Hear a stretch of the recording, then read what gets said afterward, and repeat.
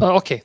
So, hi everyone, welcome to the launch event of the issue 109. This issue will be in English. I hope this is fine for everyone because we have some special guests from Holland and France, and of course from Romania.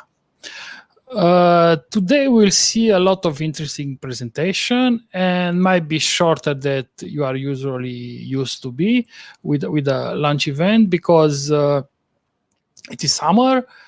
And it's an interesting moment since everyone it's going outside usually, not staying for the event, but I hope you are still with us. Okay, so let's see what we'll have today. So we'll start with an opening speech from Chris.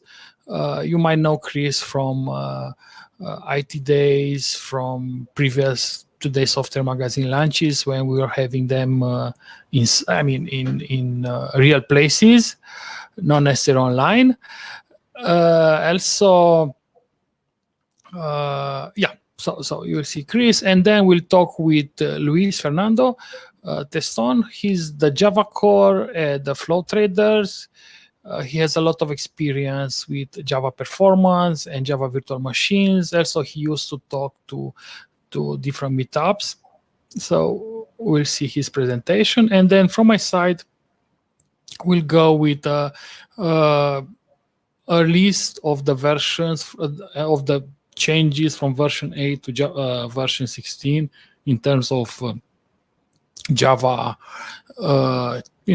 new addition to the language. So we'll go one by one with some examples and see what's new.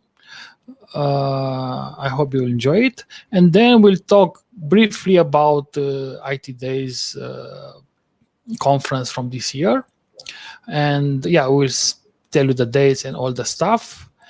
And after this, we'll go from 7 p.m. Probably might be before 7 p.m., but we will see. We'll go and talk about Java and electronic trading. And our speaker guest will be Luiz from Flow Traders. Myself, I'll be the moderator, and also we'll have Laurent Barbisan, head of architecture and agency trading on Itiviti, and Ștefan Dunca, head of development from Tora. Mainly, this is it in the agenda.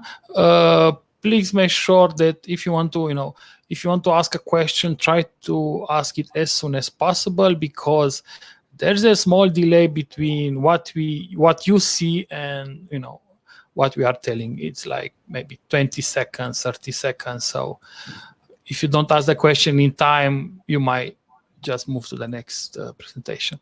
Okay, and thank you for our partners who are supporting us. And now I'll give the floor to Chris. Hi, Chris. Hey, hello. How are you, Ovidiu? Thanks. Let me appear somewhere in the screen. Let me see if I... Okay, yeah, I'm here somewhere. We should have this usually on a nice restaurant in Cluj, right? Yeah, that was already last year. Not really possible. Yes, we're getting used to this new format. But yeah, I would appreciate some canapes and potentially some cold drinks. Okay, yeah, that would be good. But hopefully next year we have all the chances to come back to have in-person events. At least here in Cluj. I'm not sure on your side. We hope the same, of course. Okay, I'll let you. All right. Thanks everyone for joining to this event that we usually host, as Ovidiu just said, during the summer in a nice setting with some canapes. This year, this is not possible, unfortunately. I think we have a wonderful topic today, electronic trading, which is certainly far more than cryptocurrencies, etc., which usually draws a lot of interest. But let's see what the panel brings. I would like to say thank you for Luiz for taking a presentation, but of course also Laurent and Ștefan for joining later at the panel, and thank you, Ovidiu, for organizing this. As said, it's a very different setting. I think we all have experienced differently, but also very commonly what the last 18, 20 months have brought. From a working perspective, yeah, I would say we got used to this, if we like it or not. It's the way we have to deal with the pandemic. Hopefully, as already mentioned by Ovidiu, we soon will meet in person again, potentially already in November. I'm actually traveling in 3 weeks to Romania the first time. I'm fully vaccinated. It's a green country still, so it should be easy to be there. I will be there for a week, and I'm really looking forward. It's been nearly 2 years now since I haven't been there. Yeah, then I would like, yeah, what should I say? We have 2 minutes and I have 10 minutes to talk. Usually there would be nice topics, but I don't want to reference the pandemic anymore because I think we all had enough of that.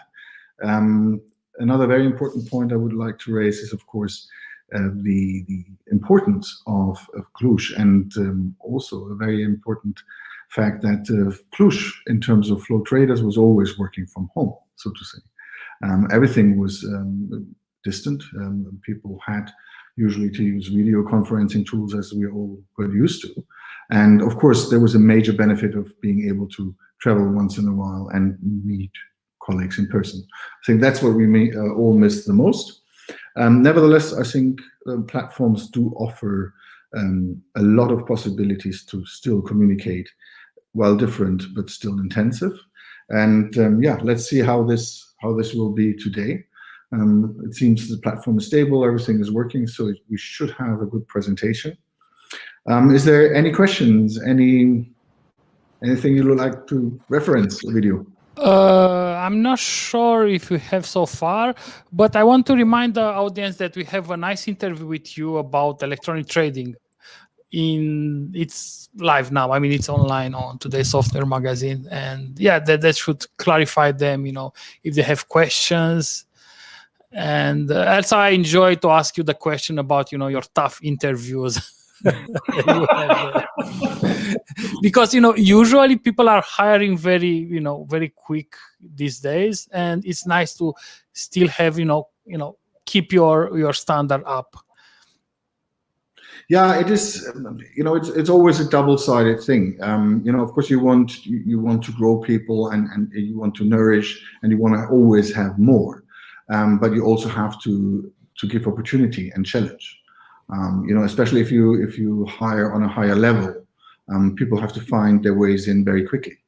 They want to feel productive very quickly. It's not only our reflection; it's also what the employee wants to see and wants to experience in personal progression. So we're always limited by capacity. We grew. I was just discussing this with Luiz. We certainly doubled in the last 4 years in terms of development size, and that comes also with strain of integration, onboarding. I think the investments on onboarding education are quadrupled just to keep it up. And of course, one of the major impacts of the pandemic was the missing link of seeing someone personal, especially in an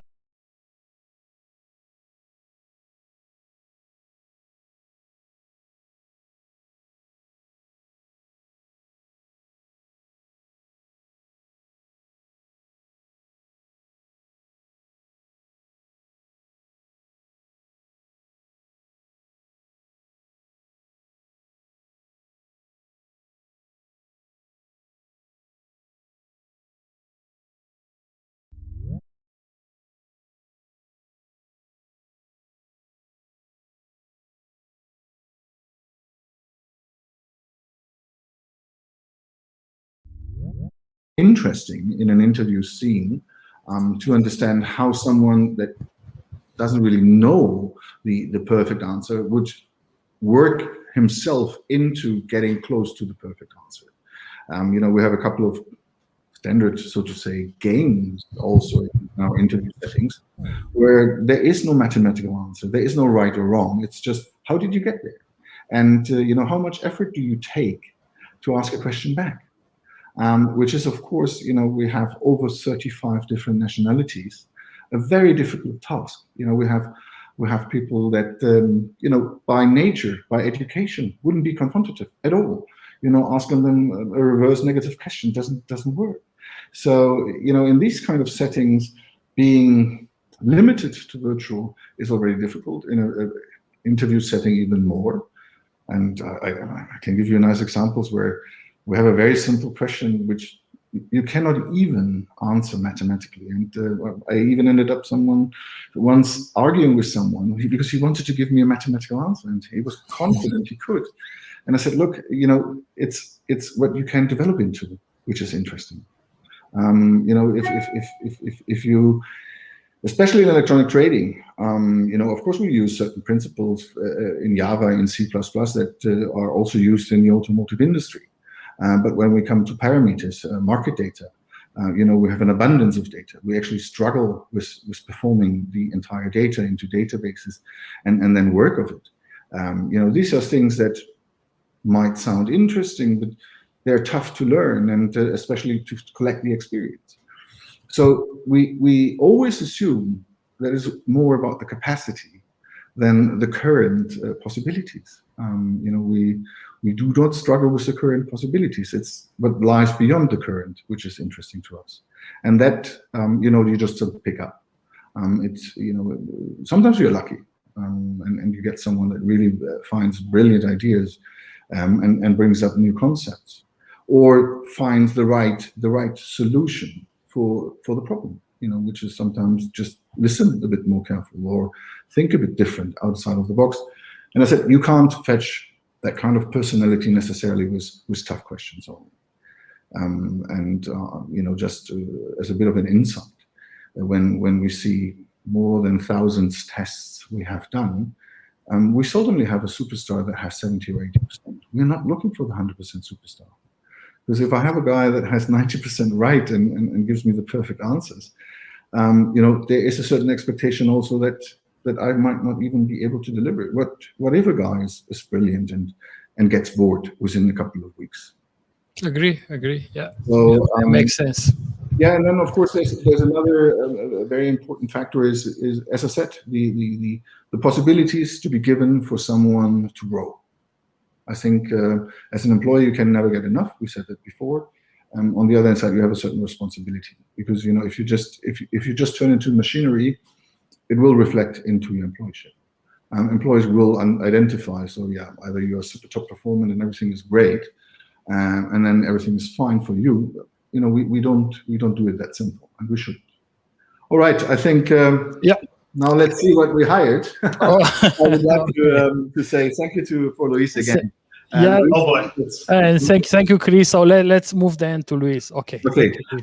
Maybe two more words to Luiz. I said Luiz Teston is team lead Java core. He has a couple of colleagues also in Cluj. And what I like the most, when I ask him, so what is the fascination for you and Java? Because this is the Java topic, I think a very interesting one. It was the slogan, write once, run everywhere. And yeah, so good luck with that. And hopefully you have a nice presentation. Thank you very much. Oh, thanks, Chris. Thank you, Chris. Let's move. Okay, so let's move to Luiz and let's disappear. Okay, Luiz, so the stage is yours. Okay. Well, so first, thanks everybody for the interest. This short presentation will be more about a conversation on some experiences that I have had in which the tooling of Java has helped me to solve difficult problems. I welcome everybody to ask questions in the middle. I actually enjoy diverging a bit and maybe going into a interesting topic. So yeah, that's it. So let's get started. So I'm a bit old. Actually, Java is something that I've been with Contact for more than half of my life. So this tells everybody how old I am. And basically, back in the day, around 2008, such a great year, I guess. Lots of things are happening there in my career, but I need to say that I was not used to many tools for measurement. When facing some issues, I would go to logs. Maybe I would increase the log level, try to figure out where time were spent.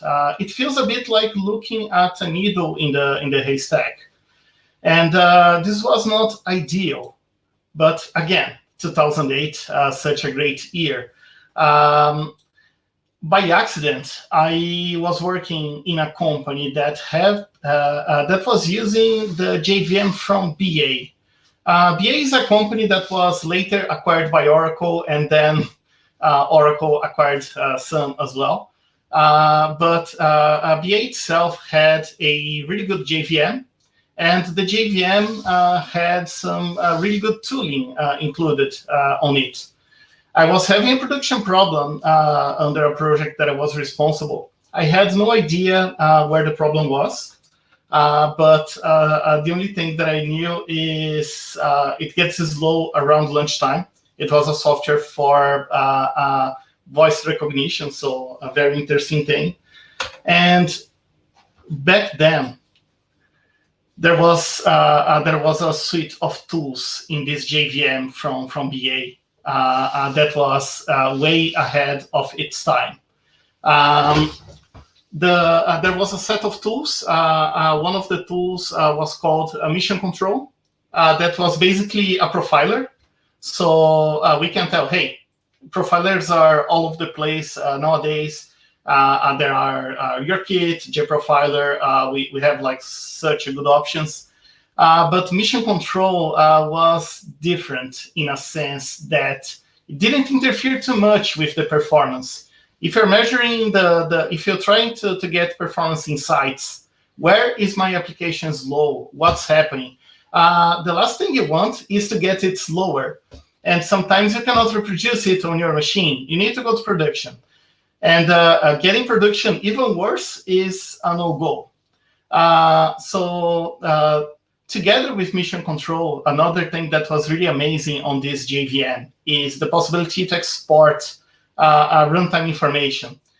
They called it flight recording information. So by luck, I landed a project that was using it in 2008. There was a performance problem. We collected 5 minutes of profiling data using the flight recording in 2008, so more than 10 years ago. And I was able to easily spot the method that was taking most of the time. And by the end, it was a simple database call that we could change the SQL and make things better. So this tool was super ahead of its time. I didn't see much about the, let's say, moving forward to other platforms, even recently, we don't see this kind of thing available. But in Java, we do have some good options, some of them more intrusive than others. I mentioned before, Oracle bought BA. At some point, Oracle bought Sun. And there was a promise that they would get the best of both JVMs and put together. Because the JVM from Sun, the hotspot, was also really good, really battle-tested. The JVM from BA, it was good for lower latency, but sometimes things would not execute super well. So if you're using BA, better to get your application fully tested again. So Oracle made the promise that they would get both of the best part of both JVMs together.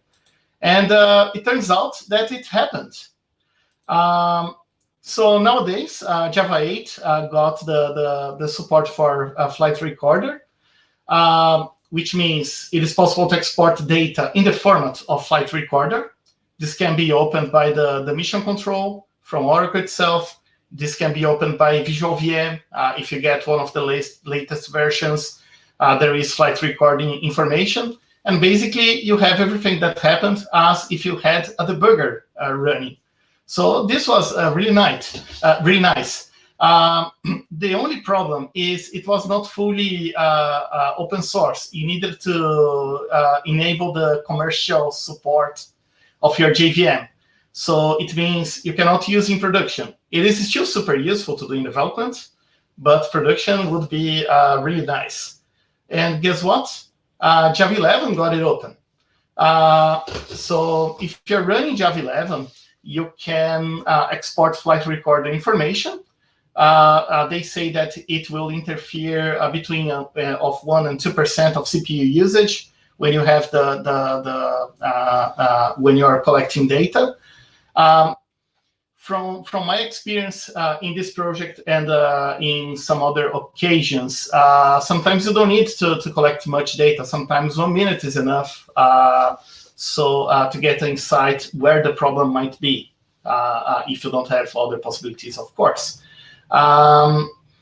So the nice thing about Java and about Flight Recorder as well is we are talking about something that is really old, and old in this case means mature. We are dealing with a platform that is battle tested. The same for collecting profile information. The Flight Recorder is well battle tested, super amazing tool. I highly recommend to get familiar with it. I don't say left things enabled on production, of course. This is not the case. But having knowledge in such tooling is always an advantage from the way I see it, at least. So yeah, that was the back in the day story number 1. If anybody has any questions, feel free to ask. Otherwise, I'm going to continue with the back in the day history number 2, which is a bit more recent. And also a good tool for discovering insights of what your application is doing, where might be a bottleneck, and so on and so forth. So, so 2017, I have moved recently to the Netherlands. I was working in a project that had a batch job that was a bit too slow. Basically, the amount of hours in the day was not enough to run the job a few times. This was something that was already there. You can guess, legacy code, difficult to understand what's going on. You're new in the project, so it always takes a while to understand where might be the problem. You see, sometimes you're looking at some code that is ugly. You tend to blame the ugly parts for the performance issues. Everybody does that. And then you refactor things, you redeploy, and nothing changed.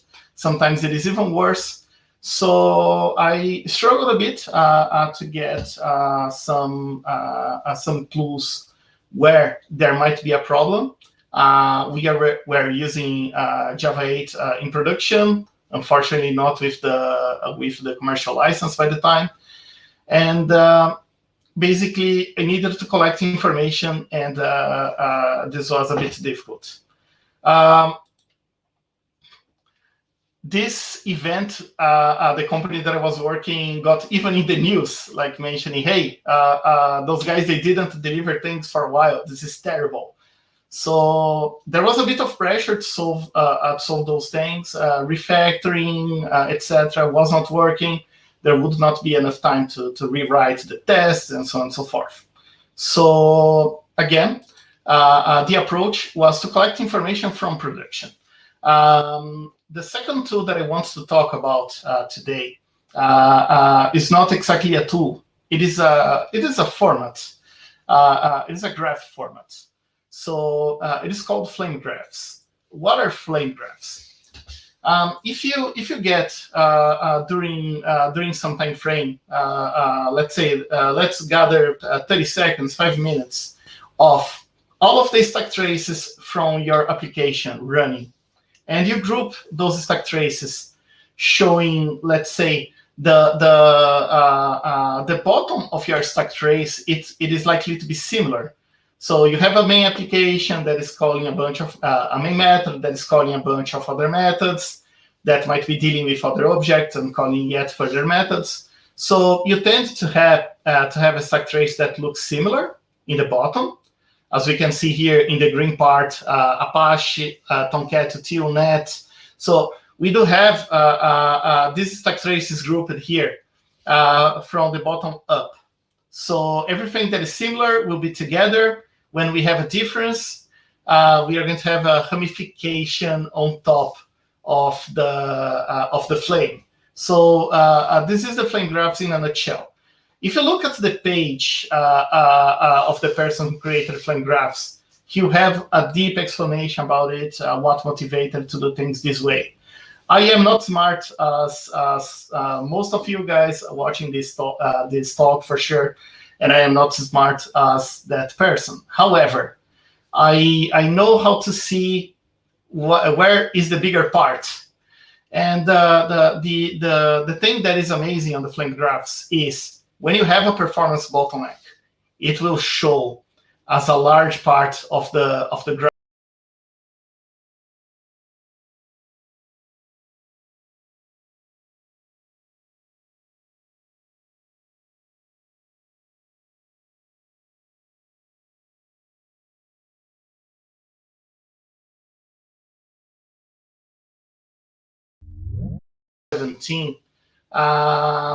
With less than 5 minutes checking the flame graph, I was able to find a method that was doing repeated calls in the database without changing anything. I was able to cache that call, and the few hours that the batch job was taking was reduced to 5 minutes. So, like, it was that amazing.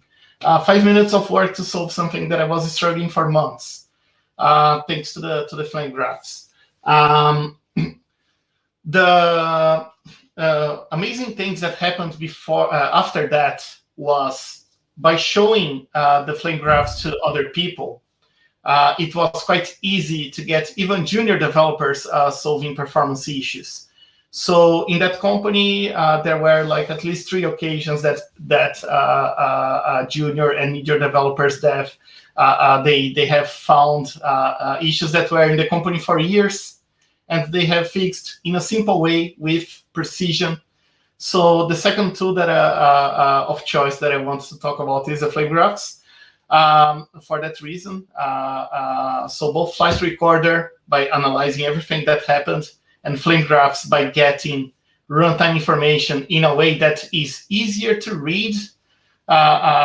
Those things I'm pretty sure will can help everybody to tackle bottlenecks that you might have on your application, or even seeing things that you don't imagine, like, oh, I never thought this is the part that is actually slow.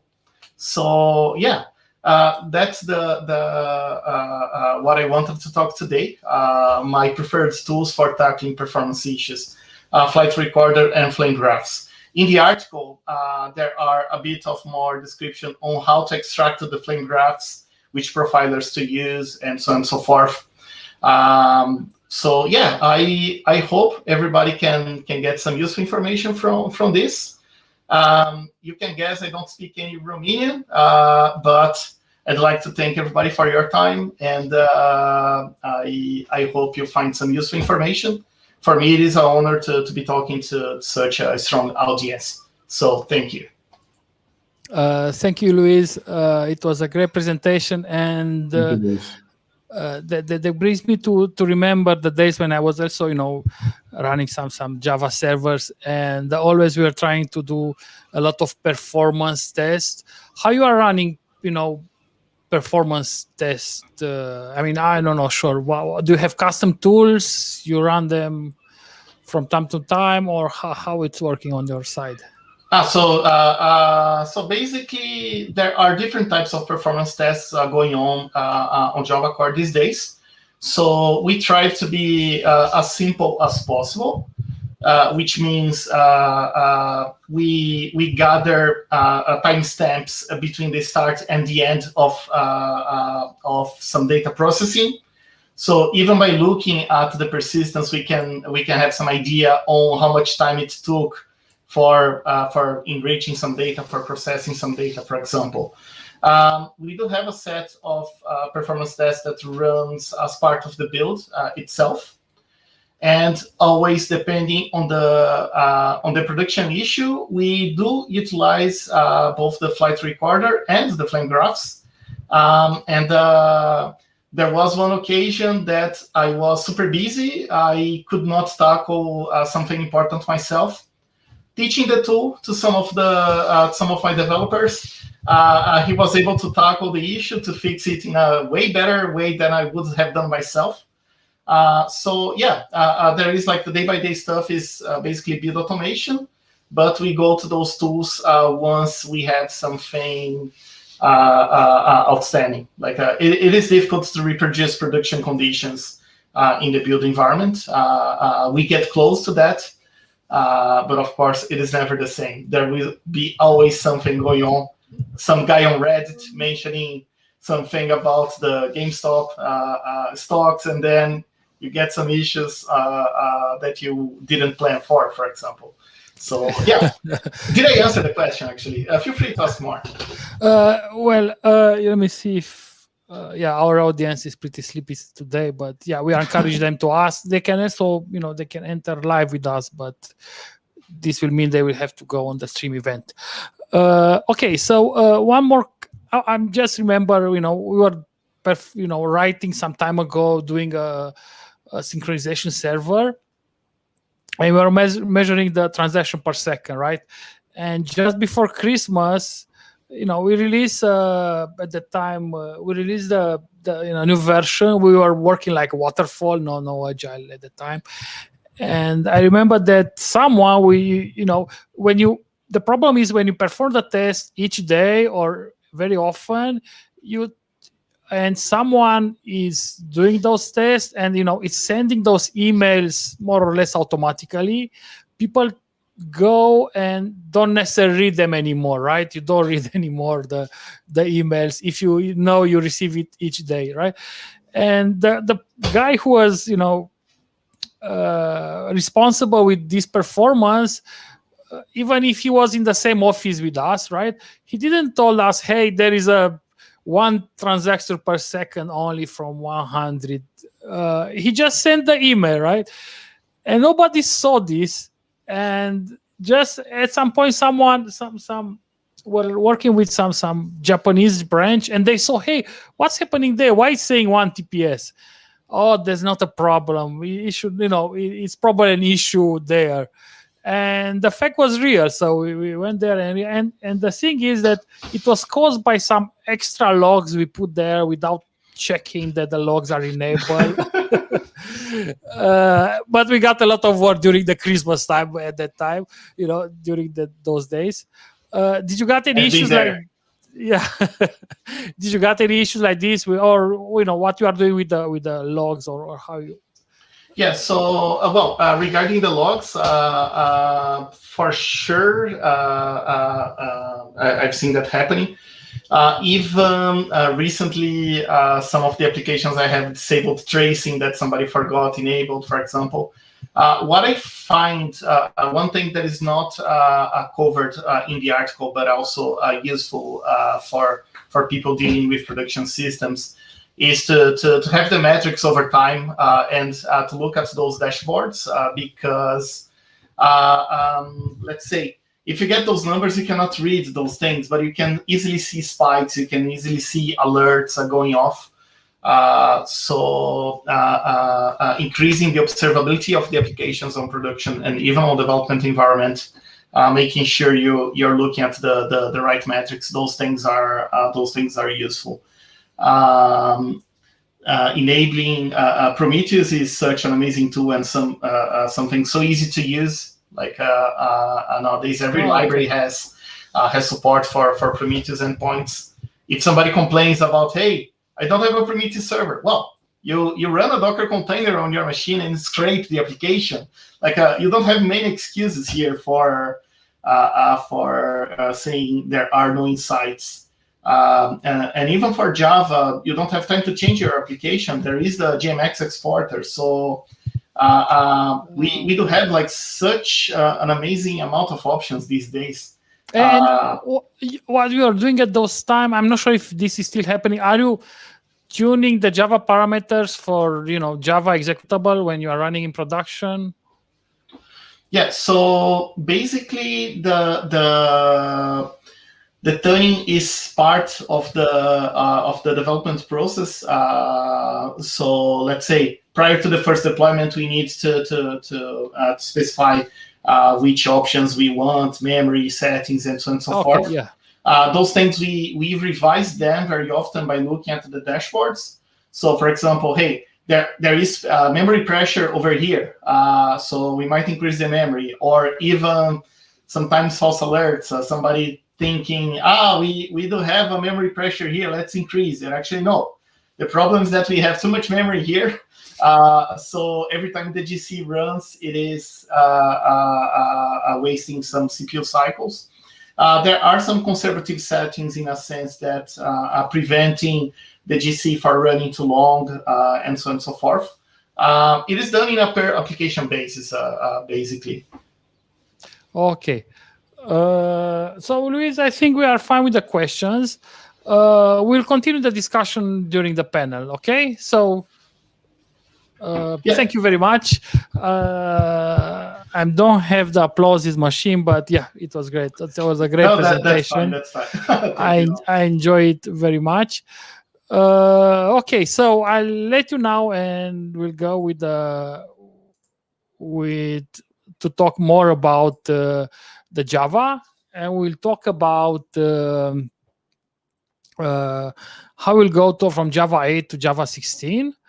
That's the presentation from my side. Again, if there are any questions, you can ask. Okay, so let's see. A little bit of background. I was writing Java since 5 years ago. I was still writing some Java code, but there was after that I made a pause, and these days I'm writing more JavaScript, if you want, than Java, pure Java. But anyway, I was checking yesterday the JDK from Oracle. And as an update for everyone, we have Java 16, the latest feature. Which some of them are preview, some of them are final version, but that's with us, asking mark there. Then there is the Java 11, which is the long-term support, and probably we'll talk with Luiz after, but I suppose this is what should be used in production. And then the Java 8 is the legacy support. Also, we have a nice timeline. I took this from an article, and you have the link in my article to this. So basically, you can see that there is a 6 months release cycle since 2017, since Java 9. And this will continue, and I think that's a great approach because you can get the latest features, and also you got the stable builds.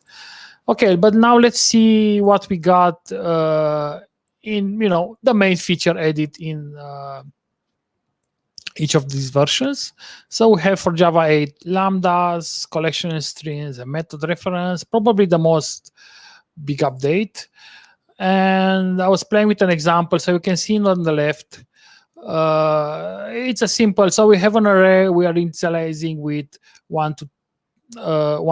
0 to 9, and then we are writing the we are supposed to write the output there from the list. I just see there's a small mistake there.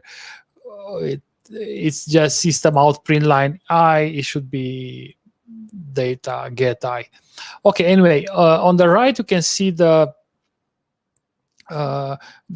same code wrote with the stream. So we initialize an int stream. We just say, okay, give us a range from 0 to 10, and for each of this range we add a value to a list, which is nice, but we can do it better. So we can use the method operator, just a second, the method reference, and these are the double quotes. So we can say in string for each list, the sign to, and then we can say add. And this basically what we'll do, we'll take each of the in-stream element, and we call the list.add, and that element for each of the elements in this case. And you can see below, you can show all of them with print line, and I think this is a nice construction in the last line. So we can say, okay, for each system out, print line method, send each of the list element, and it's nice because it's just printing all the elements there. For Java 9, they entered the private method. Initially, I was not. If you play with this, does not make any sense initially, because okay, what will be the scope of a private method if I cannot call you from anywhere else since it's private, right? But looks like that there is also the default method. So you can write a default method in an interface, which basically provides a default implementation, and you can use that default implementation to call the private method. So in the left side, you can see we have a private method called correction, for example, and we apply it to a real square. So we have the default implementation. We'll call the perfect area and then apply a correction. And of course, perfect area is not defined here. And you can see the definition in the real square implementation on the right. And yeah, it's working just fine. You can call it, and you can see just right down on the right side down, you can see the square, and we call the perfect area and the real square area, and it's working great. Okay, and then on the Java 10, they got closer to the JavaScript, and we have the var support. So instead of saying, okay, this is an in stream, you can just say var, and whatever it is, it's dynamically initialized. If you are using a tool like, an editor like from JetBrains, IntelliJ, they will actually highlight there on the var that it's an in stream. Pretty nice. On Java 11, that's also pretty interesting. You can call Java without compiling it, so you can call Java main.java and we just run it. The only problem that I got, and I think there should be a solution, but I didn't find it myself, is if you have any reference to an interface to whatever, it seems that in the same folder they don't know it. So somehow you need to infer to put it there. Okay, and then Java 13. So I'll see Java 12. I didn't find anything special. In Java 13, we have switch. We return values, which is an interesting construction. So you can see here we have a switch, and for red we return a value, for blue another one, for the default another one, and it's pretty simple. And we can also actually use it. For example, in Java 14 they added the record support. Record support is also interesting because creates for you all the get and all the constructor for and you have just to define it as a method. So basically here, public record square inside string color, it's actually a class, but is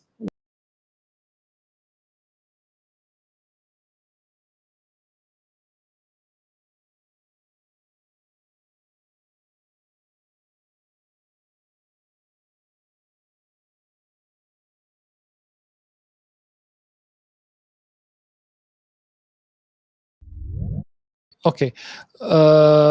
So basically the extra info is just the color, an extra method, whatever, and then you can use it as a normal. So SQL color is not get color, it's color, and also you can call that method.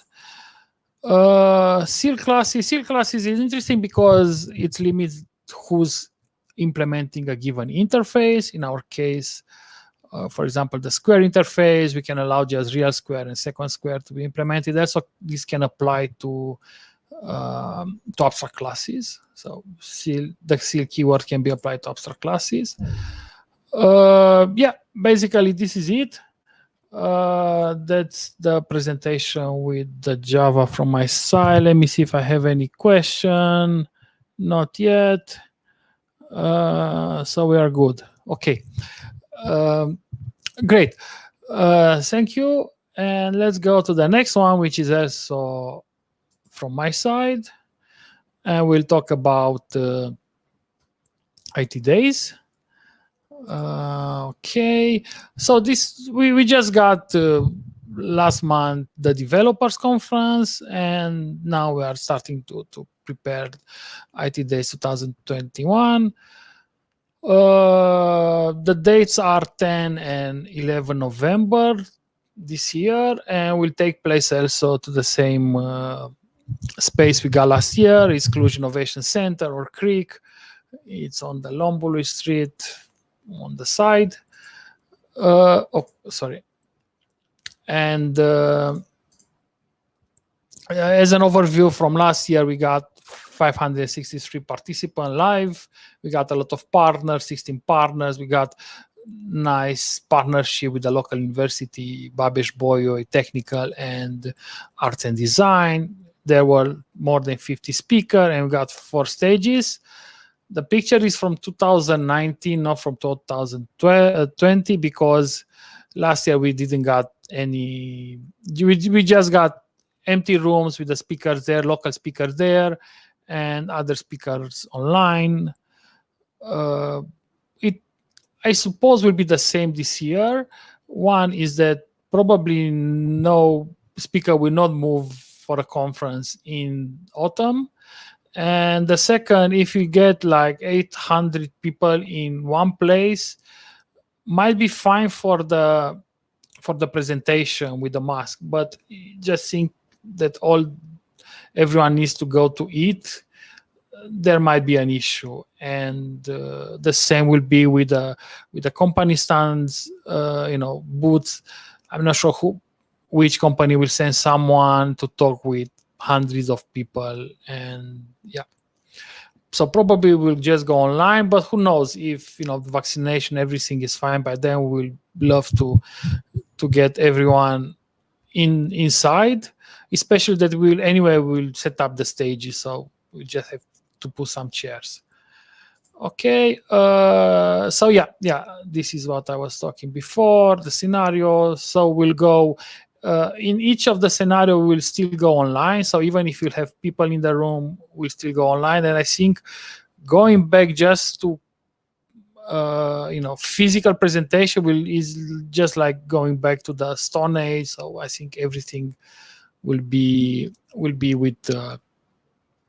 online section added for each event. What we'll expect this year, so we'll have 50 speakers again for sure, 4 stages. We'll keep more or less the same section. Probably I love to add, but depends, which speaker will come. I love to have something like, music generated on computer, more on games creation, but also keep the standard section like, programming, software architecture, AI, agile, testing, and so on. Automotive, it's one of the important one, and so on. The price will be 85 euros plus taxes. This is for early bird tickets, and will be available during next days. Okay, so this is from my side. Next month we'll mention which is the theme. Last year the theme was science fiction. This year we'll see. We can go from from hacking to no bug software to whatever. We'll see. Okay, I think we are fine. So now let's go next, and we can start our panel. Okay, so we have Luiz. Let me add myself. And we have Laurent. Hello. Hello. Ștefan. Let's go. Just a second. Ștefan. Okay, so we have Ștefan. Good. Let's see if this is working. Okay, good. Let's start our panel. Welcome everyone, and we'll talk today about Java and electronic trading. We still have some audience with us. some audience anyway will remain. The video will remain, and we'll put some let's say we'll transcript it inside of the magazine, so on the next issue we'll be able to see it. Good. Let's start with some small intro from everyone. So I'll just make rotate here, and I'll invite you to present yourself. So let's see. Laurent, welcome, Laurent. Bonjour. Hello. Bonjour. Come we say that? Bună dimineața, no? Oh, that's great. Have you been in Cluj? Yeah, indeed, because our main development team is in Cluj. So I'm glad to be there. As a short introduction, I'm the head of architect on Itiviti. Sorry for the title, but basically what I do is ensuring the best practices, and the team love what they do. And I've been there for like 10 years. And I have a classical, let's say, path. I used to be developer, and that's I'm the black sheep because my main experience was on C#. So sorry, guys, but still, no, I'm convinced about Java. So we are safe. That's great. Okay, thank you, Laurent. Let's go next to Ștefan. Ștefan, welcome. Tell us a few words about you. Salut.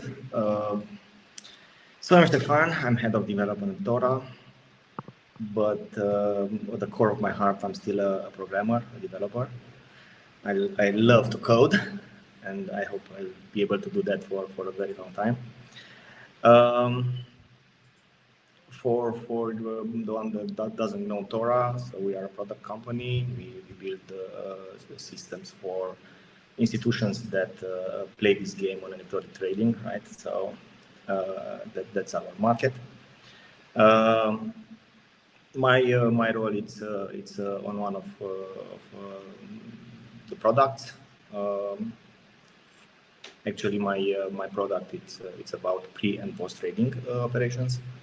I used to tell the colleagues in the team that if you complain about the legacy code in that project, you complain about my code. So, that's a good one. So I used to be one of the first developers in the project, like 17 or 18 years ago. You never know when you come back to coding. Yeah, I code almost every week. Okay, that's nice. So I never let that. I still love to code. Okay, great. Thank you, Ștefan. Let's go now to Luiz. Well, so a little bit about myself. Okay, nowadays I am the team lead of a team called Java Core at Flow Traders. What we do over there is basically integration with other teams, and we have some software that will be doing that does storage of trades and orders for compliance reasons and so on and so forth.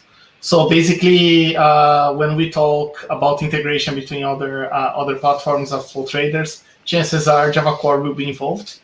And yeah, besides that, a bit about myself. I am Brazilian. I do have a small family over here in the Netherlands. I have 2 kids, a wife, 8 cats. 8 cats? No, just one. One. It used to be 2, but they got old. So I'm looking forward to getting more cats in the future. And I started with Java. Well, I am mainly a technical guy. I'm not too expert on finance.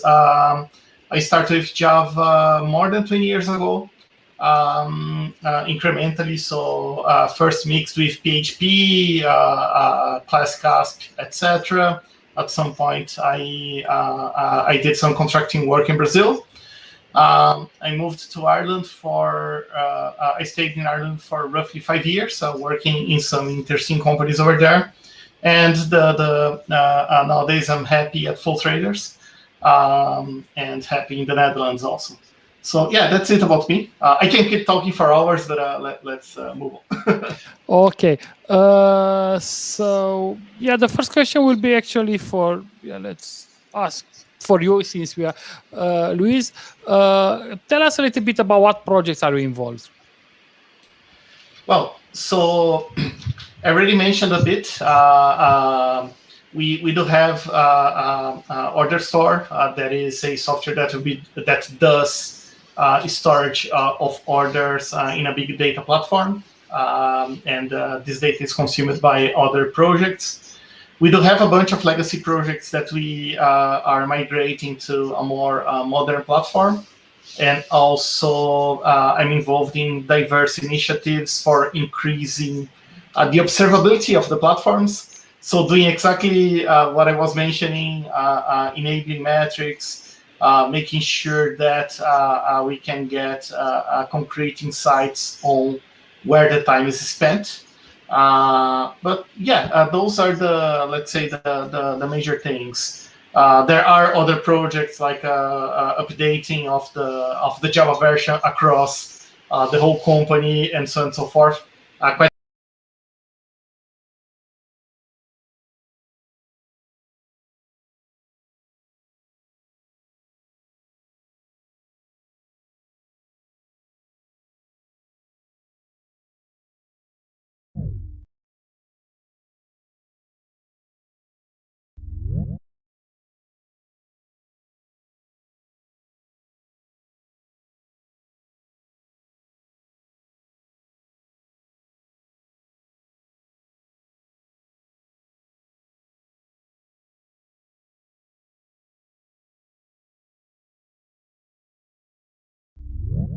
Oh, sometime this is freezing. Okay, so let's go next. Laurent, tell us a little bit more about your what you are doing and your products.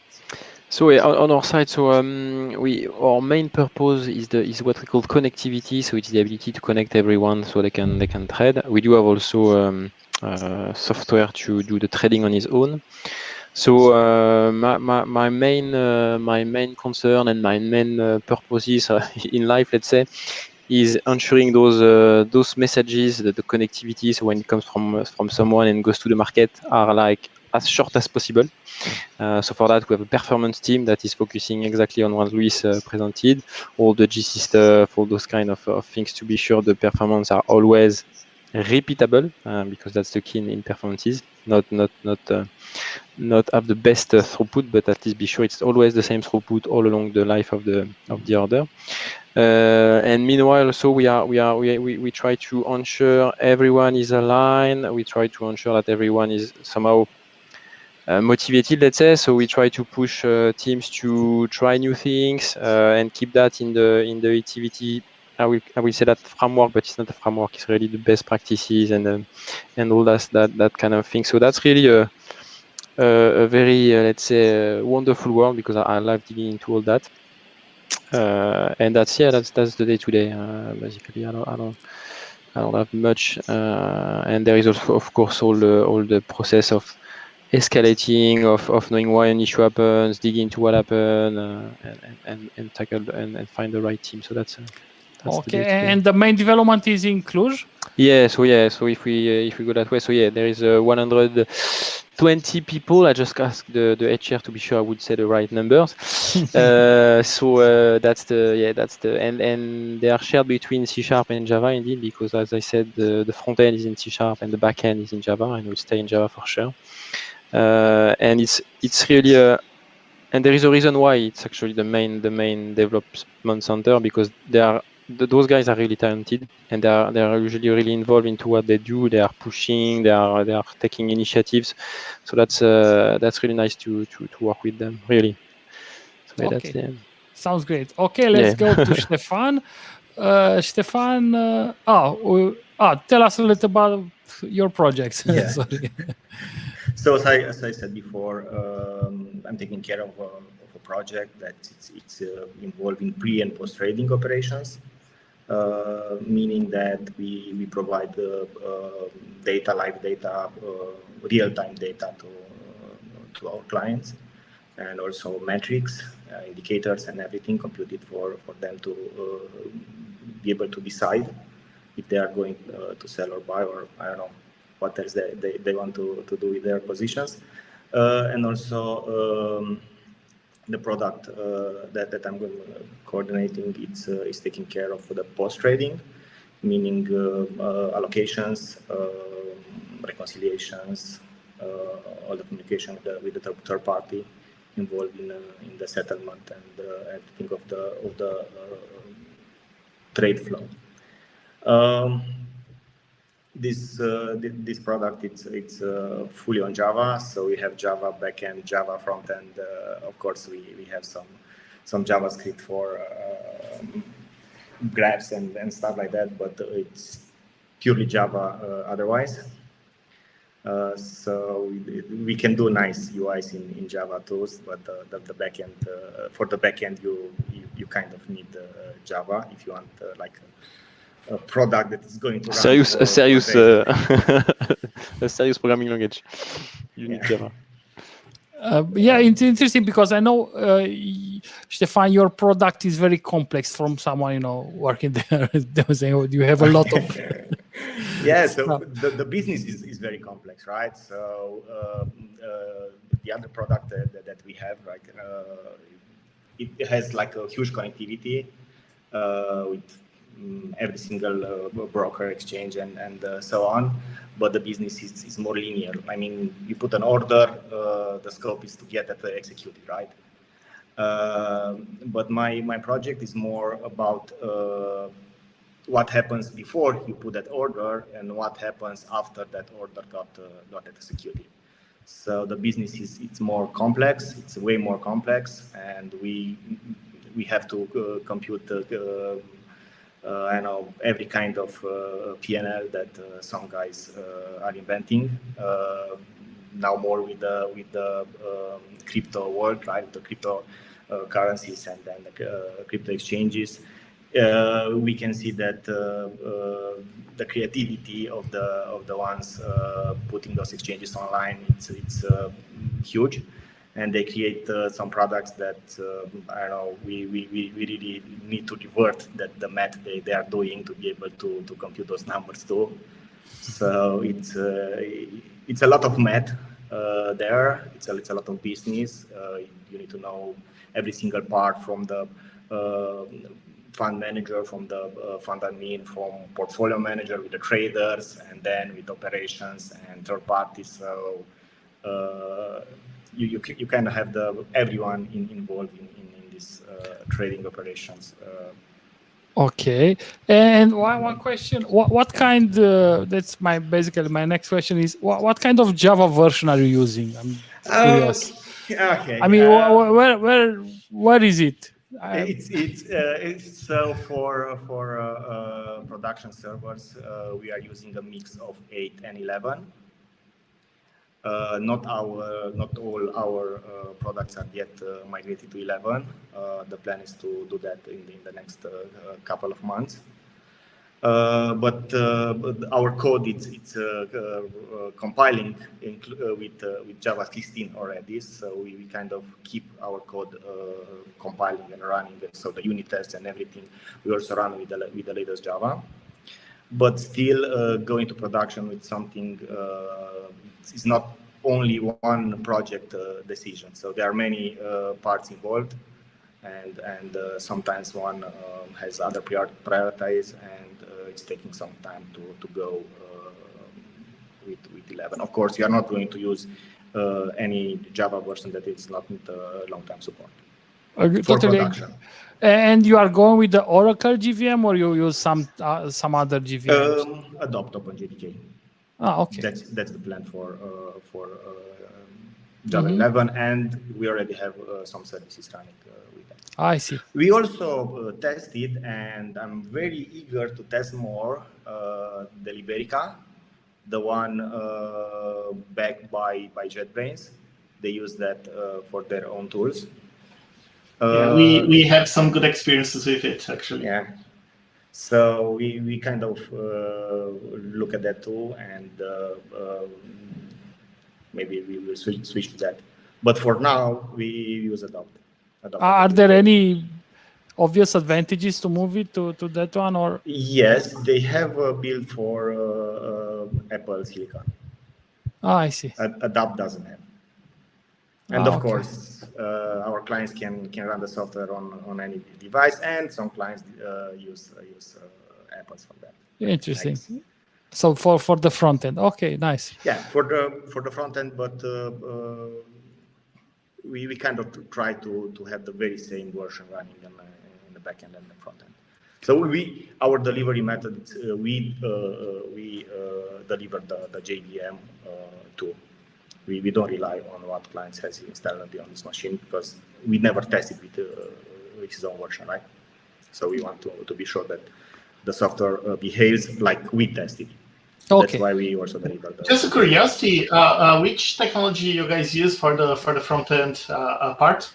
Good old Swing, plus some Java. No one is effects. judging. No one is judging. No. It's a good old. Like, No, Yeah, actually, right. it's still running. We also have parts developed with JavaFX. Now we kind of sorry that we did that, because it's not maintained anymore by Oracle. But we also have parts with like web technology, especially for charts, because we weren't able to find a very nice looking charting library in pure Java, so we kind of had to go to web technology for that. Okay, great. Thank you, Ștefan. Let's go next to Luiz. Okay, Luiz. So what? Some more technical. What Java version are you using?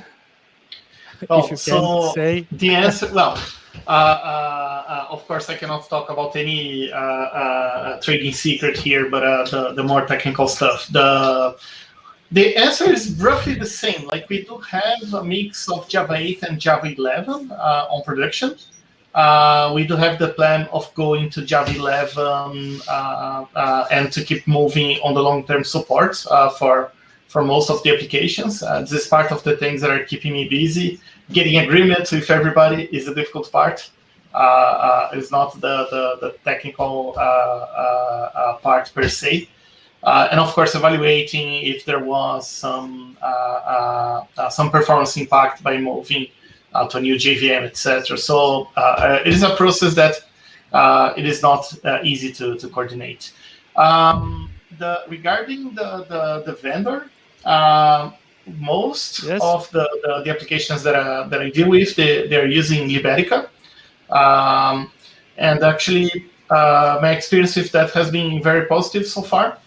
For example, for Java 8, depending on the minor version, they backported the support of Flight Recorder to their Java 8 because Oracle open sourced on Java 11, and then they backported to their Java 8, which is really nice for me because half of the applications that I care about are on Java 8. So yeah, did I answer your question and all of the insights you wanted to have? Or okay, and one more, how you are dealing, because you mentioned during the presentation, but how you are dealing with the garbage collection, when it's entering, when it's stopping, are you trying to stop it from running always? Yes. Right? So basically what we do, well, I can tell about the applications under my umbrella. I'm not doing like the low latency part. But what we do, we limit there are some parameters for limiting the time that the GC will be running.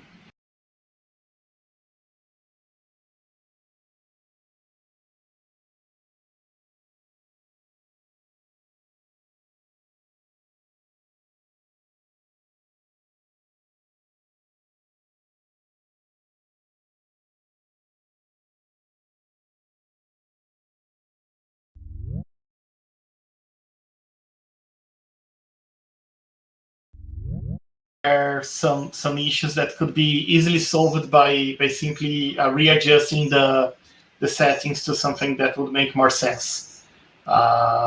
So yeah, per application basis, unfortunately. I wish to have some settings that would apply for everything, but it's not the case, unfortunately. Okay, and so let's go next. Let's go next to, not to me, to Laurent. Laurent, if it's fine for you, can you tell us a little bit more about your product? I mean, your system, what Java version are you using, or yeah. So the version we are almost. I think there is like six platforms that are still running on Java 8. The rest is in Java 11. We are not yet on Java 16 for the compilation for the language on its own for the compilation. It was a path to reach this point because there was some class path stuff that was needed to be fixed. But that's where we stand right now. So that's really, we are really pleased to see that we are almost there and we have all the Java 11 up and running. We on our side we are relying on the Oracle JVM. Except for some very sensitive client, where even if we try to tune the GC parameters, all those kind of stuff, we were not able to reach their, let's say, expectation. And in this case, we are usually using the Zing JVM, so the no pause GC, which it costs. It have a cost. It's 3,500 per year or per month. I don't remember. It's quite which cost, one? but Which the one? the Zing yeah, the one from Azul. Exactly, the one from Azul. Yeah. Okay. And it's this GC from the Zing GC from Azul is there like for I don't remember how long, but like 5 years, something like that. And that's provide really good result in some specific cases, let's say, because you don't have any pause. You don't have any pause. That's what they said commercially. But yeah, the client need to pay for this, so it's not an open free JVM, let's say. So that's how we manage our things. And yeah, that's I think that's it. There is not much. So okay, and let's go more to electronic tradings. So what are your main challenging today in electronic tradings? So the question is for me, or? Yeah, I mean, what are the main challenging today? Yeah, it's there. Yeah, no worries. So what we observe, at least from our client, is like they are willing to get rid of the trader. I see. It's not good for the people, but the traders are like costly. And especially in agency business. So agency business it's not really principal trading business. It's not the same way of working. So agency business is just like you're the one who is executing orders on behalf of someone. So someone is sending you orders and you are the one executing it on the market. So you are not trading on your own. So that's why when a trader does that, he needs to be really efficient because he's just executing orders for someone. And the point there is that indeed they are willing to automate all that. That's really what they want. I don't want trader. I want smart algorithm. I want smart decision. I want analytics to know what is happening, and then the order goes straight to the market without any human intervention. So that's the challenges we are facing today: to automate as much as possible, to try to put like new algorithm without doing principal trading. So staying in the agency world. And it goes to a lot of innovation. There is buzzword, of course, like artificial intelligence or whatever stuff like that. That's still very the beginning. So that's a challenge we have, and maintain the performance, of course. But that's really interesting. Yeah, no, that's really interesting. And yeah, I mean, if you started to apply AI, I was thinking why you are not applying more AI in the electronic trading. But yeah, if you start this, I think that's great. Good. Let's go then to Ștefan. So Ștefan, one more question. So yeah, let's go to the same question. So what are the main challenges today in the electronic trading? How do you see the market? Before answering this, can I go back to the previous question with the garbage collection? Sorry. I was not asking you the garbage collection. No, okay. don't worry. Sorry, I move it. Okay, I move. I just want to Please. back up Luiz, because there is no silver bullet you can use in your software to solve that problem. It's a problem that exists and is going to exist even if you are going to try to solve it as much as possible. So what we are doing, it's similar with that the guys are doing. It depends on the service. The critical ones that we kind of don't want any pause at all. We adopted something that it's not very popular for Java, but we are using you are using mutable objects and try to create zero garbage. So like for the critical path service. But this is on server or on the client side? Server. No. This is also server side. Okay, so also server. Yeah, you cannot put that on a So client. try to not. It is, and it's not like a product. It's just a service that does only one thing, but you want to do it like really fast and no pausing and everything. So that's, like reusing a pool of objects, like the disruptor, stuff like that. So everything is mutable, and you are reusing the very same object as much as possible. The scope is to create zero. Of course, it's impossible to be zero. Yeah. There is even a garbage collector for disabling the garbage collector, right? And we use that, right? Yeah, the amazing. We just don't want to any garbage collector to interfere our work. And in terms of memory usage and how much memory are you using, compared with the case when you are using garbage collector, how much you are doubling the, for example, needed. Ovidiu, this is just for some very critical paths, like a service that doesn't do many things, do only one thing, but very fast. Very fast, yeah. I see. So it's not for the complex product and does a lot of things and stuff like that, because it's also a different programming strategy, right? So you kind of have to forget the good patterns if you are going to do this. Yeah, there is always a trade-off, right? So like you gain, let's say, memory usage, but also you're going to trade with CPU, with some of the ugly code base, etc. Yeah. So we use this only very limited for a very few services. In general, we have lots of memory usage, and we always allocate more than we need. Tends to be good, but it also has problems with that, of course, because when you have a lot of memory, it's going to get defragmented, right? Fragmented, and you don't want GC to do the defragmentation during business hours on a huge heap. So we kind of have a mixed solution for every single service. And as Luiz said, we are adjusting our VM settings very often. Oh, sometimes almost weekly, because we look at the metrics for the week, and we find out something that we may think that can be improved, and we try that.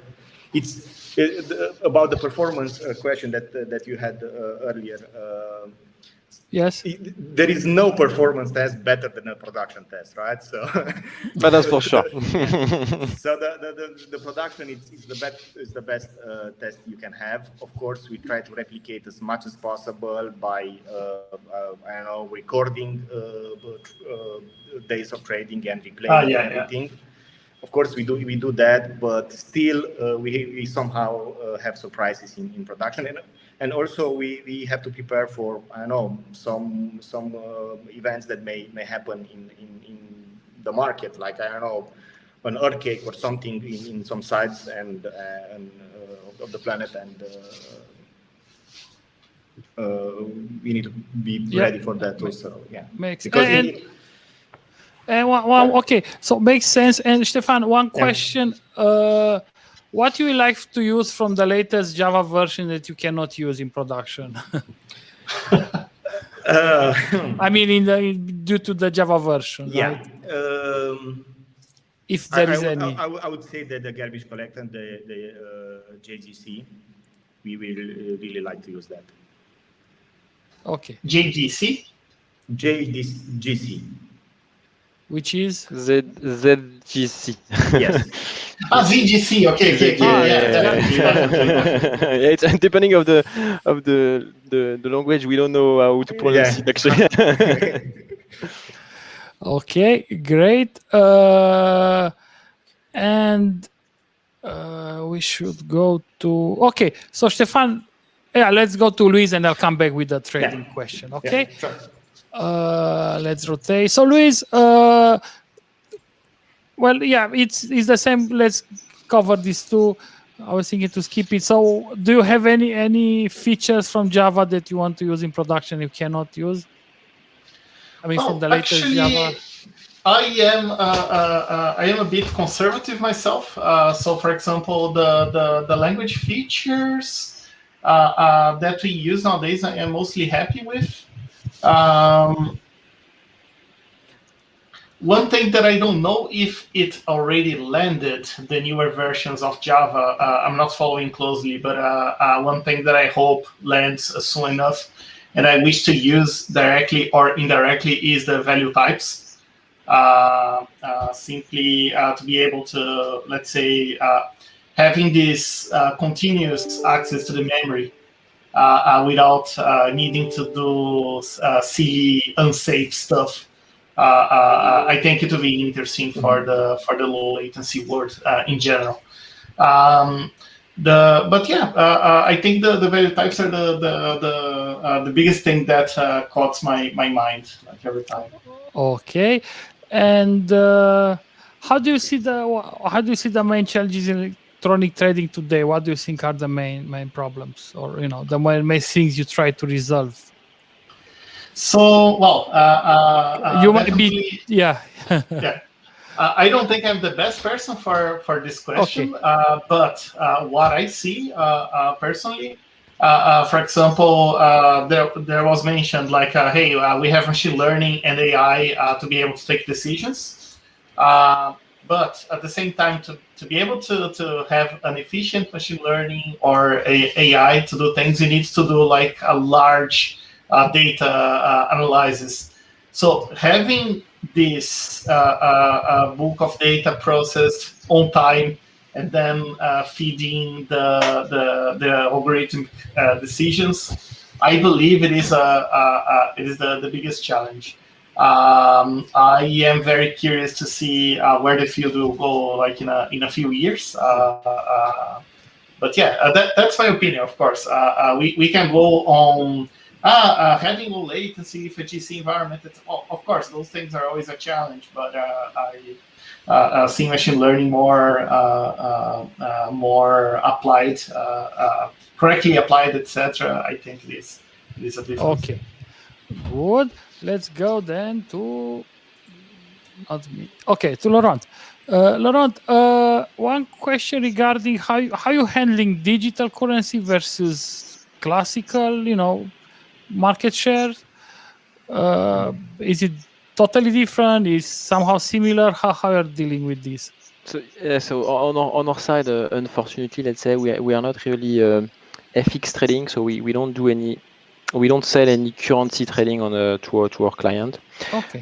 Because every scope of the trading is really specific. So you have also equity shares, you have derivative shares. The way on how to trade that is different. So our core business is really equity trading, derivative trading. We do have one or two clients which are using our software to do FX trading, to do currency trading.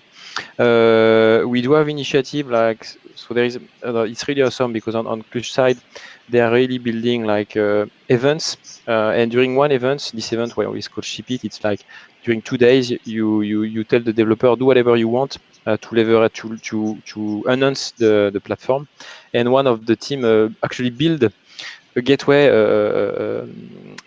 connection to the, I think it was Kraken at that time, which is the cryptocurrency market. So we were able from our software to actually deal on Kraken. So but beside that, which is like innovation or pure innovation. We are focusing on derivative and equity. That's our core business. I see. And you mentioned before that you are using AI, or you start thinking to use AI.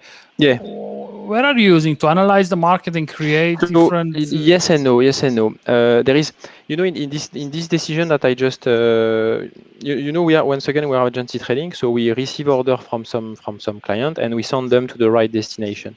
And it can be also a source, so it can be what we call a best execution. So choose the best market to execute our order, because some order can be executed in multiple market because it's the same security. And in between, there is a trader. So the trader receives the order and then he thinks, where should I and when should I execute this order, and should I split this order during the day to not impact too much the market?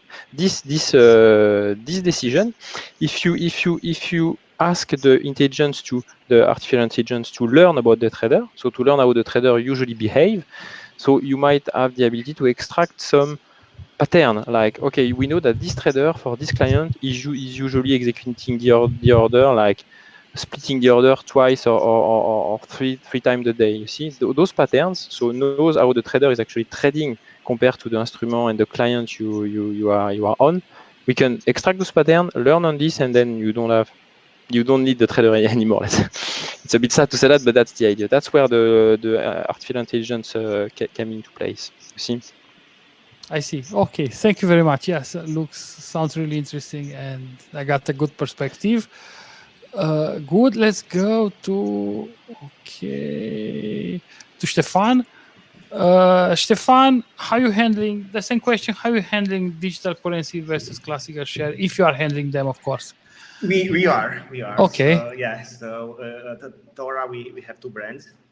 Back in 2018, we created another brand called Caspian. You may have heard of it or not. Okay, I know it. Okay, so Caspian, one of your colleagues, yes. Yeah, so Caspian, it's still our products, branded differently for the crypto market. So we have the very same code that is going to handle both traditional and virtual cryptocurrencies. And you are connecting to with the cryptocurrency. You are connecting to a bunch of exchanges. To an exchange. Yes. So we have like 20 something exchanges that we are connecting. Most of the clients are using our software to trade, but the biggest ones, of course, they have bots and they use the direct exchange API, because this is the big difference between the crypto world and the traditional world, right? So in the traditional world, a client kind of need us to go and trade. They cannot go directly to the exchange. But here, the exchange it's playing a very important role. So and anyone big enough is going to trade directly with the exchange because faster. You don't have a hop in between like us, right? You go directly there, and also your algorithms are not going to be seen by us, so you can do your own. So we just in such cases we just collect everything they do real time from the exchange and run the very same metrics that we have, like indicators and everything, to help them decide. So these kind of clients, like huge clients that trade like billions per month, use us as they put their orders directly on the exchange, but use our data to decide if they are going to trade or not. So our indicators are used by them, but the orders go directly to the exchange for these like very big whales. Of course, the smaller normal ones are use our software for that too. So to answer like directly your question, we handle digital currencies like every currency. It's an FX trading for us, so it's a currency pair. You FX trade like every other currency, with the, of course, exception that for crypto world, there are different kind of products like the perpetual swaps. If you are familiar with the crypto, you may have heard of that. It's a product that it's not available on the traditional markets. So we kind of have to implement that, and also some other methodology to compute the P&L and revenue. We had to adapt for that. But at the core, the software it's only one, running on different servers, different. And in terms of volumes, do you see more? I mean, is the crypto market, coming closer to the classical? No way. So it's way beyond. But still, if you are going to count the number of transactions, it's getting closer. Usually on the crypto market, the transactions are the volume, like the notional transaction, it's lower, just a few dollars or maybe even low. So the total number of transactions is getting closer, but in terms of money, it's not there, and I don't think it's going to be there unless, and I hope so, unless some like big players, institutional, are going to join that market. I see. Okay, great. Thanks. Let's go now to Luiz. Luiz, the next question. Okay, so you are on the clients, or not.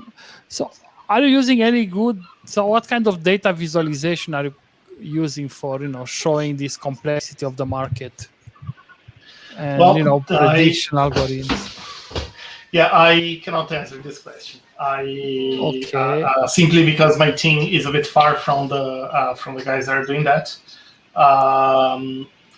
I can tell that we do use some normal, let's say, tools in our big data set, like generating graphs, etc. But I'm pretty sure you don't mean that. You mean the things related to the negotiations, so I cannot answer this one. Regarding crypto, I know that Flow Traders is doing great, but I cannot give much details. Okay. I know we issue ETFs for crypto. I know Flow Traders is, if not the first one of the very first market makers to do that. But basically, this is information that I know by reading articles about Flow Traders, not because this. I know Chris is very good on this, but I'm not sure if he's still online. Yeah, I don't Chris, know. if you can hear us. Of course. Okay. So, nice. Okay, so Chris, if you want to answer, that's great. Let me put you on screen. Thank you. You'll still have the name of Luiz. I don't have it for you, but it should be fine. That's all right. Yeah, of course. Yeah, as a market maker in ETF, and we also kind of provide market making services to cryptocurrencies and individual crypto exchanges. We've been doing this for a couple of years. I already had a speech on that one, 2018, I think, in IT days about cryptocurrencies and where the cryptocurrencies go at that moment of time. And did you see lately an increase in the cryptocurrency, or how is behaving? And also, I know you are saying that it should be regulated, which is not yet the case, right? I'm not saying it should be regulated. The market decides that themselves. Our opinion, of course, it's always a fairer market if it is regulated. And of course, we see an awful lot of volatility, which is always good for every trading side. But on the other hand side, it also, I think, over time, will just give it a very clear stamp of, is this trustworthy? So a bit of a regulation, because a coin shouldn't just exist for a couple of days and sink a couple of billions. When you look at these cryptocurrencies, for a lot of people, it's a gold rush. But as in everything, in the past, in the gold rush, people lost their lives. Now they lost their money. An individual to be able to kind of burn a couple of billions within a couple of hours is not something I would actually lay all my eggs in. Let's be very honest. That's a basket you have to be very careful with. Of course, it is an amazing fascination. From a technical point, from a trading point of view, it's not something that is more unusual than all other ETFs and instruments we are actively trading and market makers. That's for sure. So from a technology point of view, the exposure is actually quite low compared to highly regulated markets. Laurent already said, all the MiFID, the regulatory implications that you have with trading software that you also have to honor and for sure be aware of. Of course, we are in a completely different market there with cryptocurrency. Agree. And one more question. Laurent was saying that they are using, for example, AI to predict, the trader behavior. Are you using any AI in any other ways? Of course, we are active in algorithmic trading. We could not survive without. It always depends on where do you look in. I think also Laurent mentioned market data. The amount of market data. We have multiple listings on different exchanges. Sometimes, in the difference of milliseconds, sometimes only nanoseconds. You have to be very aware what the implications are on the underlying market. So for us, that kind of speed is majorly important. It is our bread and butter. I see. Okay. Thank you, Chris. Yes, thank you for clarifying this, and we'll keep you closer then. Okay, good. Let's go to Laurent. Laurent, what is? Okay. So, since you are doing the client for the traders, what kind of technology are you using for data visualization? We cannot hear you. No. No,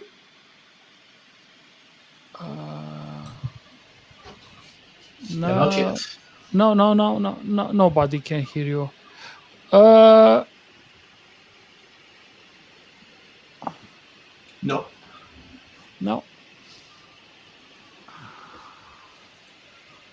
Let's. Not yet. Okay, now. There you go. Okay. So I don't know. My issue.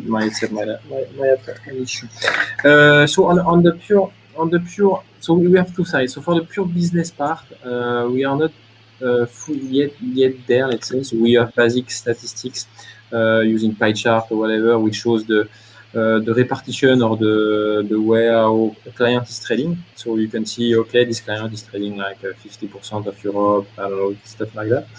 But then internally, for all the diagnostic purposes, so the performance, the number of messages going through our infrastructure, we do use a usual, I think that's the usual one, the Elasticsearch engine. So we insert all our logs of our clients, and we're able to extract whatever information we will need.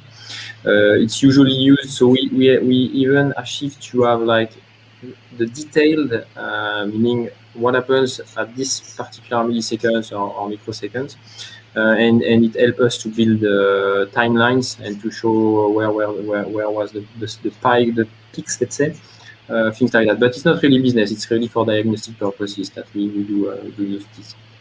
So I don't know if I'm answering your question actually. Well, I think that's good. And let's go to the next one then. We are getting closer. What's your plan to the growth plan especially in Cluj, or worldwide, or with an accent for the Cluj? So yeah, on our side, another figure. So we plan to have 20 more developers in Cluj until the end of the year. The reason behind is, like, as I said in the beginning, it's a really talented people we have there. So that's why we are searching for new talents, and we are building. So our infrastructure and the way we are organized, but I think it's the same in every software company, is like plugin and extension and modules. So as soon as we need a new feature or we need something new, we build a new module, which is our business, and we plan to build like many new modules, and this will be done in many new products, and this will be done in Cluj for sure. So that's where we are heading. Sounds. And the other development center, where is in Paris, or I'm not sure. Where Paris, there is few people. So initially, at the very beginning, it was like 15 years ago, even more, 20 years ago. The core developer were there, but now it's in Hong Kong, Cluj, and that's the main development. Okay. Okay, good, thank you. Let's go to Ștefan. Ștefan, I'm trying to not skip you the questions. So. It's okay. You can say that. No. So, are you using anything nice technology for showing the visualization data there? I still believe that the best way to show data, it's a grid, like a table, right? Okay. Because everyone in this market, it's used to seeing numbers and comparing numbers and everything like that. But of course, we also present charts, nice charts with effects on everything for more like management side of the client, because the trader usually looks at the numbers and he cares only about it. I see. So for the traders, you just show the table with the numbers and maybe some graphs. He can choose what to see, of course, but usually the traders are going to choose the numbers and with some small chart here and there in some cells, of course, but like very nice charts. It's usually for the portfolio manager and the management. I was just thinking by curiosity, are the traders notify something bad is happening, or like SMS or something, or they should know? How is this usually work? By looking at the data. Let's see that he's not with the client open, so he goes at home, and something bad is happening on the market. He got notified somehow, or can he? We have a mobile application and where he set some notification and he can get those notifications. I see. Okay, yeah, that's smart. We are not going to call the client. Okay, so no, we are not going to call him. Or sending them SMSs or something. No, we used to do that, if I remember correctly, long time ago. I was in Tokyo back then.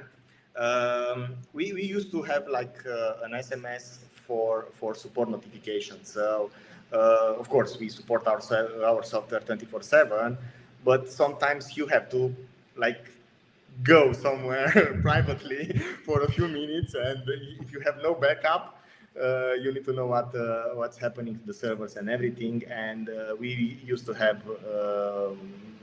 like a playground. It was like a real production. Some SMS sent to the support person if he or she didn't react in a matter of seconds. I see. Okay. But no, we don't notify clients by SMS, or we don't call them unless there is something wrong with our services and we need to inform them. Talking about Japanese, I remember when I was, some stories from there with in other some projects, and they were saying that if you do a deal with them, you have to sign somewhere on a wall, and if you sign there, then the CEO can call the other CEO. Some crazy stuff like this. I didn't hear such. Okay, good. Okay, so and what are your growing plan for the next 6 months on Tora? In Cluj, I suppose. Tora has like 99% of the research and development here in Cluj. Even if we have offices in so many countries, still the development, the research and development, it's here, and it's driven by us here. So also the management of that, it's here. Our plan is our hope is to hire about 20-25.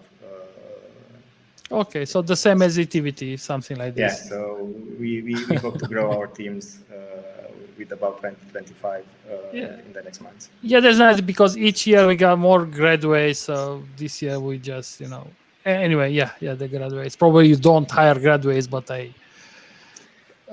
it was, their event was this, I think, last week. Okay, let's go to Luiz. Luiz, if you want to, that's more like a Chris question, but I'll ask you, sorry. No, but I can, I suppose, let's say about plans on growing yes. the Cluj side of things. Yes. I can give my perspective on this. Actually, well, of course, I don't have numbers about we'll grow 20 developers or something. But what I can tell is for positions opened, we have offices in Amsterdam and Cluj.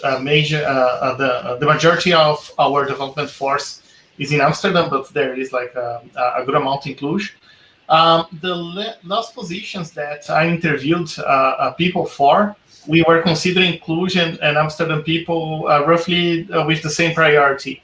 I understand the pandemic might have helped with this. I'm new to the company, so I cannot tell, let's say, how it was before. But in terms of priority, the consideration for both locations is the same nowadays. So basically, we have a position open. It will be listed for Amsterdam and Cluj. Chances are. Okay. And you are the guys who took the interview, which is good to know. Yeah.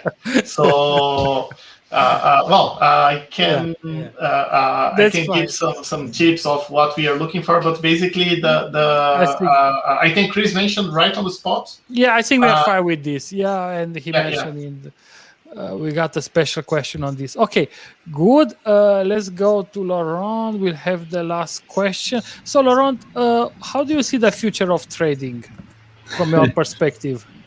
So, by future, it will be all inclusive, the development. No, I'm kidding. It's the one point which was good from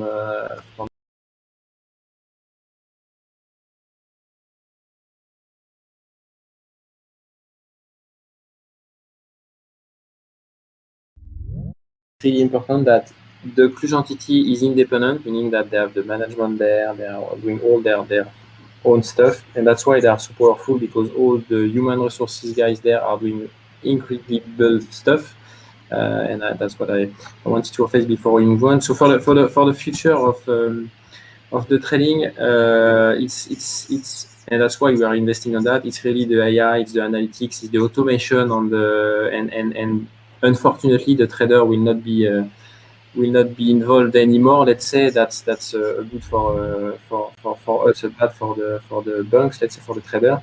But that's how I think. It's really like an automated world, taking decision without any human intervention, and that's where we are heading.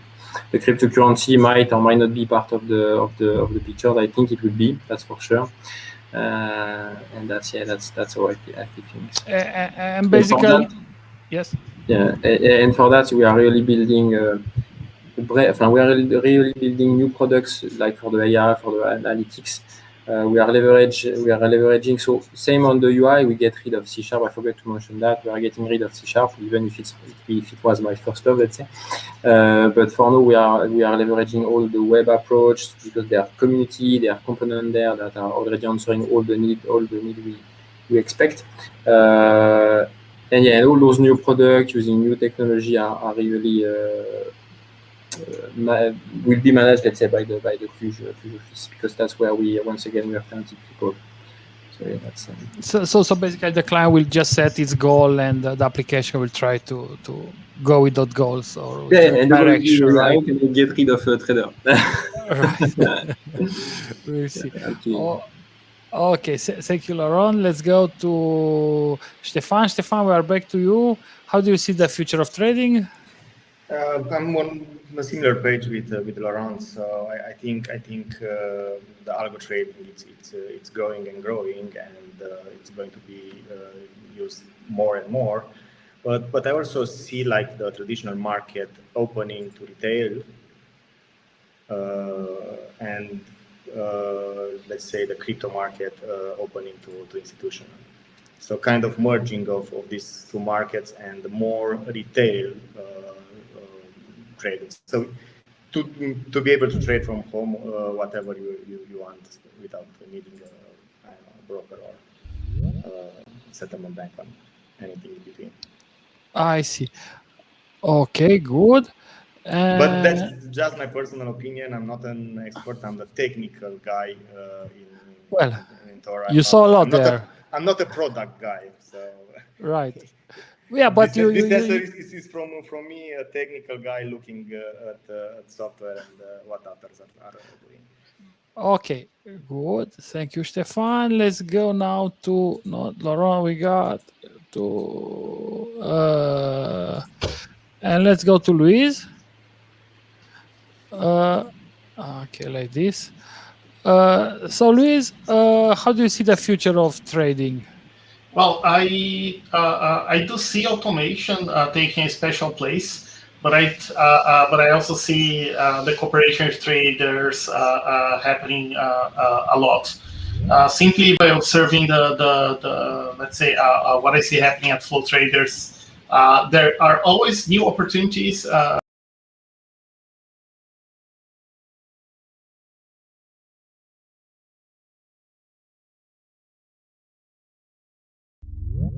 So I believe the future will be like that. Might be that AI will play a role. Might be that we will have further automation, but I still see the traders as let's say as a necessary part. Again, my personal opinion as a technical guy, etc. But yeah, this is how I see it myself. Okay, thank you. I'm not sure if Chris still looking to us, but yeah, let's. Of course I am. Okay, so let's, Chris, if you like to open to answer to this question, let me put you on screen. I think it's a very wide question. Just to have Yeah. So how do you see the future of trading?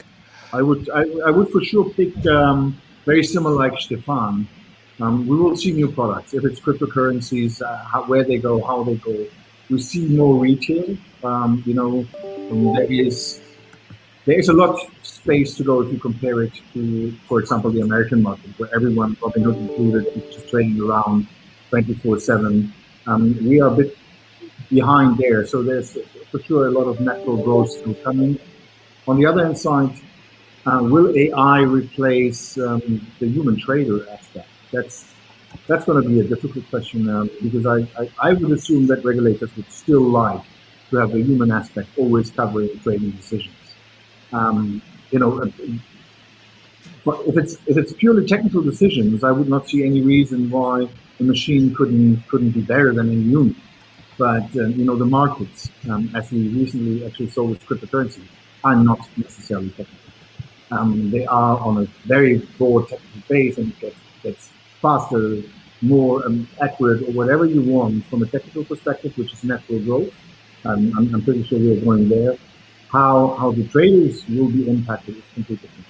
I see already today, with 20 years of perspective, 20 years back, every trader wanted a lot of space. Today, they want less space. They want less distraction because you have to focus far more, and you have no time anymore. Executions 20 years back, it took a couple of seconds. Nowadays, they took a couple of months.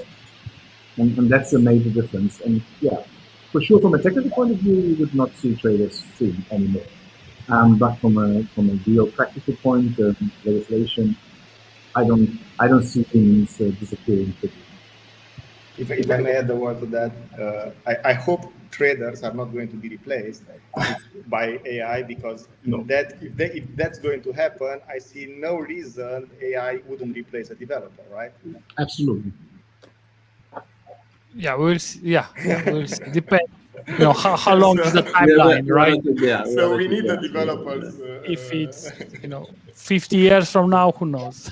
Yeah, I don't think the nature of those jobs will change. Like they will still be needed, but AI might be helping some aspects that we lose time nowadays, and then we need to manage other new problems. Okay. Yeah, exactly. It's always how it happens.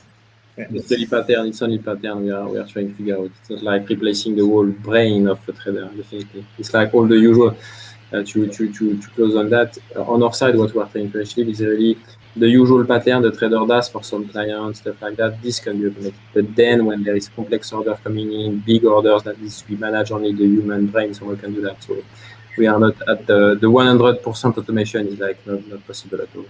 So that's for sure. Agree. thank you everyone for the very nice panel we had today. We'll publish some of the articles also in English, which were today are translated only in Romania. You can see them on todaysoftbank.ro. But I promise you that we'll come and publish them in English too. Thank you very much.